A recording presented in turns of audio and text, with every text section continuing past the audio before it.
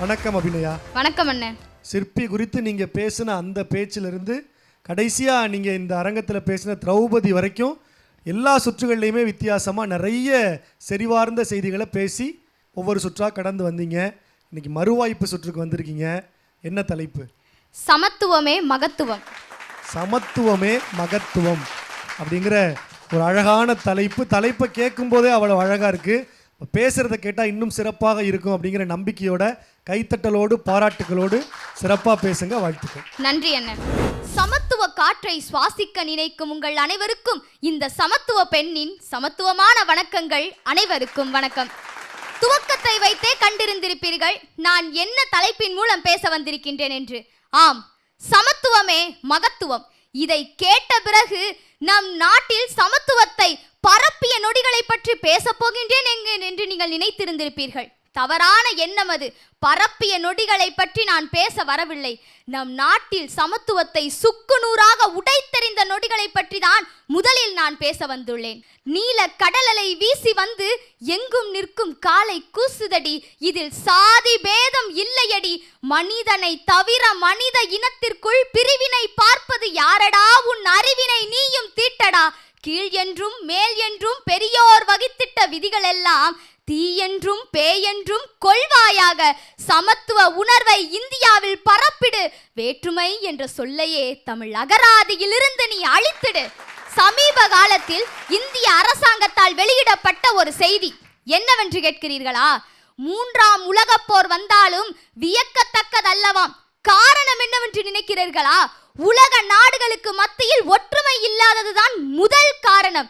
பிறந்த குழந்தைகள் சமத்துவ காற்றை சுவாசிக்க வேண்டுமே தவிர ஒற்றுமை இல்லாததால் எல்லையில் குவிந்து கிடக்கும் பிணத்தின் நாற்றத்தை சுவாசிக்க கூடாதல்லவா?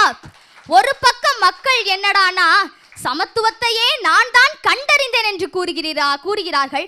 மறுபக்கம் சமத்துவத்தை நான் தான் நிலைநாட்டுகிறேன் என்று கூறுகிறார்கள். இப்படியெல்லாம் கூறுகிறீர்களே, ஒரு கீழ்பட்டோர் உங்களை தொட்டாலே லைஃப் பாய் சோப்பால் கை கழுவுகிறீர்களே, உண்மையில் நீங்கள் தான் சமத்துவவாதிகள் தான். இங்கு கடவுள் படைப்பில் பிழையில்லை, மனித நரம்புகளில் தான் பிழையுண்டு. எத்துணை பாரதியார்கள், எத்துணை காமராஜர்கள், எத்துணை விவேகானந்தர்கள் வேண்டும். மீண்டும் இந்த இந்திய தாய் திருநாட்டை சமத்துவமிக்க நாடாக மலரச் செய்ய பாதியில் தோன்றியவர்கள் எல்லாம் சமத்துவம் என்னால் தான் உருவானது என்று மீசையை முறுக்கிவிட்டு திரியும் போது மீசை கவையின் ஆதியிலிருந்து தோன்றிய நம்மால் ஏன் அதை எதிர்த்து கேட்க முடியவில்லை? காரணத்தை தேடினேன், அலைந்தேன், கிடைத்தது. காரணம் என்னவென்று கேட்கிறீர்களா? என்று நம்மிடத்தில் சமத்துவ உணர்வு குடைந்ததோ அன்றே யாரிடமோ கையேந்தி நிற்க வேண்டிய அவல நிலை ஏற்பட்டு விட்டதல்லவா? இந்தியா எனது நாடென்போம், இந்தியர்கள் அனைவரும் என்னுடன் பிறந்தவர்கள் என்று பள்ளி பருவத்தில் உரைத்து உரைத்து அந்த பருவம் முடிந்த பிறகு அதை மறைத்து விடுகிறோமா அல்ல மனதிற்குள்ளேயே புதைத்து விடுகின்றோமா? நான் சமத்துவ காற்றை சுவாசிக்க நினைக்கின்றேன், பின குவியலின் நாற்றத்தை அல்ல. நான் சமத்துவ உலகில் தலை நிமிர்ந்து வாழ நினைக்கின்றேன், யாரிடமோ தலை குனிந்து அல்ல.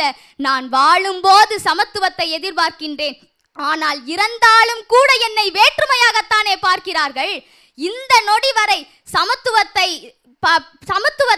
வெறுத்தவர்களை பற்றி பேசினேன். ஆனால் இப்பொழுது சமத்துவத்தை பரப்பிய இந்தியர்களை பற்றி பேச போகின்றேன். 2018ஆம் ஆண்டு நம் வீர விளையாட்டான ஜல்லிக்கட்டை முடக்க திட்டமிட்ட போது அனைவரும் கூறினோமே, மெரினா கடற்கரையில் ஜாதி மதம் இனம் மொழி நாடு என எதையும் பார்க்காமல் நம் வீர விளையாட்டான ஜல்லிக்கட்டுக்கு அகிம்சை வழியில் போராடினோம், மீட்டோம் நம் வீர விளையாட்டை. 1947ஆம் ஆண்டு நம்மை 200 ஆண்டுகள் அடிமைப்படுத்தி வைத்திருந்த ஆங்கிலேயருக்கு எதிராக போராடினோம், மீட்டோம் நம் சுதந்திரத்தை. அது மட்டுமா? ஒவ்வொரு முறையும் வெள்ளத்தில் சென்னை மூழ்கிய பொழுதும் சாதி கொடியை ஏந்தியவனும் மிதந்தான், சாதிக்க துடித்தவனும் மிதந்தான். ஆனால் அதில் ஒரு நற்செய்தி என்னவென்று தெரியுமா? வெள்ளம் கடலுக்குள் செல்வது போல நம்மிடம் இருந்த வேற்றுமை குணமும் தான் கடலுக்குள் சென்றது. எப்படி என்று கேட்கிறீர்களா?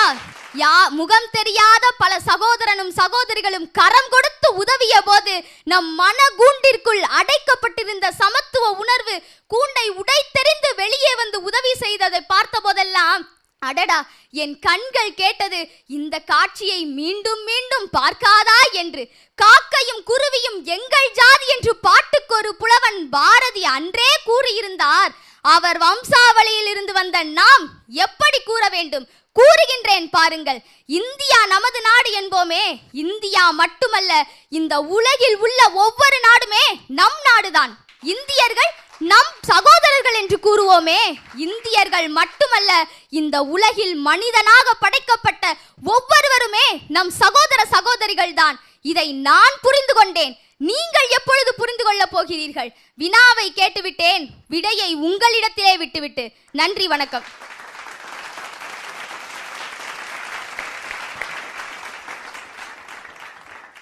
ஒரு ஆவேசமான பேச்சு, நிறைய ஆற்றொழுக்கான கேள்வி கணைகள் இந்த சமூகத்தின் மீது. எப்போதுமே அபிநயா பேசினாலே அப்படி தீப்பொறி பறக்கிற மாதிரி தான் இருக்கும். இப்போ மறு வாய்ப்பு சுற்றுல ரொம்ப ஆவேசமாக அனல் தெறிக்க பேசியிருக்கிறாங்க. சமத்துவமே மகத்துவம் அப்படிங்கிற தலைப்பில். ரிலாக்ஸ் ஆகிக்கலாம். எப்படி இருந்தது அப்படின்னு நடுவர்கள்கிட்ட கேட்கலாம். முதல்ல அன்பு அண்ணன் அருள் பிரகாசம் அவர்கள். தலைப்பிலும் பேச்சிலும் ஒரு அரசியல் நெடி அப்படியே அடிச்சிச்சு ரொம்ப. அதாவது போட்டிக்கான பேச்சு மாதிரி இல்லை, ஏதோ ஒரு தலைப்பு கொடுத்து ஒரு கட்சி மாநாட்டில் பேச சொன்னது மாதிரி இருந்துச்சு. ஸோ இந்த பயிற்சி அளவில் அவங்க மறுவாய்ப்பை சரியாகவே பயன்படுத்தி இருக்கிறார்கள் என்று கருதுகிறேன். இந்த மறுவாய்ப்பை பயன்படுத்தியது மூலம் சமூக வெளியில் அவர்களுக்கு பெரும் வாய்ப்பு காத்திருக்கிறது. வாழ்த்துக்கள். நன்றிங்க ஐயா. அண்ணனுக்கு நன்றி. தொடர்ந்து எங்கள் அன்பு கவிஞர் அவர்கள். சமத்துவம் பற்றிய அபிநயாவின் பேச்சு செமத்துவமாக இருந்தது. நன்றிங்க ஐயா. ஏதோ மதிப்பெண்ணுக்காக பேசாமல் உண்மையிலேயே இந்த தலைப்பின் மீது அவ்வளவு ஈடுபாடு கொண்டு உண்மையான ஒரு சமூக போராளி போலவே தன்னை கருதி கொண்டு பேசியது போல தான் இருந்தது உன்னுடைய பேச்சு. வெகு சில இடங்களில் உச்சரிப்பில் கொஞ்சம் ஒரு தவறுகள் இருந்தாலும் அதையெல்லாம் பரவாயில்ல, இந்த பேச்சு என்னன்னு கவனிப்போம் என்பது போல உன்னுடைய அந்த ஸ்டைல் இருந்தது. ஏன்னா உன்னுடைய மிகப்பெரிய பலம் உன்னுடைய குரல், ஓரளவுக்கு நல்ல உச்சரிப்பு. இந்த மேடை ஏறும்போது ஒரு ஆளுமை திறனும் நமக்கு வேணும். இந்த மேடை முழுக்க நம்முடைய வசம், எல்லாருமே நம்ம பேச்சை நிச்சயமாக கேட்பாங்க என்கின்ற அந்த நிமிர்வு எல்லாமே கலந்து ஒரு அற்புதமான பேச்சாக இன்றைக்கு உன்னிலிருந்து வெளிப்பட்டது. நீ மேன்மேலும் சிறகு விரித்து இந்த வானையே அளாவ என்னுடைய வாழ்த்துக்கள். நன்றிங்க ஐயா. கவிஞருக்கு நன்றி. இரண்டு நடுவர்களுமே ரொம்ப அழகாக பேசியிருக்கிறீங்க அப்படின்னு வாழ்த்தி இருக்கிறாங்க, பாராட்டி இருக்கிறாங்க. பேச பேச கைத்தட்டல் சத்தம் வந்துக்கிட்டே இருந்தது. நிறைவு வரைக்கும் காத்துருங்க, முடிவை இறுதியாக தெரிஞ்சுக்கலாம். வாழ்த்துக்கள். நன்றிங்க அண்ணன்.